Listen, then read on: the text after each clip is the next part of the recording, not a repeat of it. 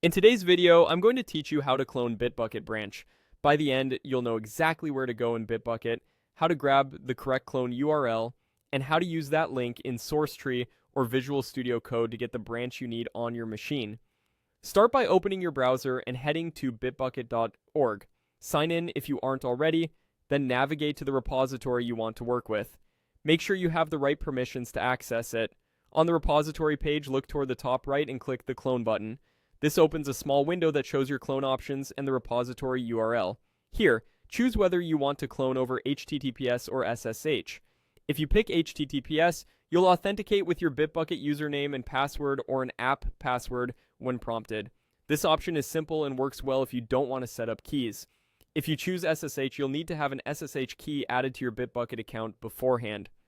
SSH is great for frequent cloning and pushing because it avoids repeated credential prompts once your keys are set up. Pick the option that matches your setup and team policies. Next, click the copy button to copy the URL to your clipboard. This ensures you're using the exact repository address without typos. If you're cloning with SourceTree, open SourceTree and click clone or clone/new. Paste the URL you just copied into the source URL field. Choose a destination folder on your computer and optionally rename the local folder if you like. In many versions of SourceTree, you can select an initial branch in advanced options. If you don't see that, no problem. Clone first, then use the branch list in SourceTree to check out the branch you want. After you start the clone, SourceTree will download the repository. When it's done, switch to your target branch so you're working with the right code. If you prefer Visual Studio Code, go open VS Code and use the source control view or the command palette and choose clone repository. Paste the URL, pick a local folder, and let VS Code complete the clone.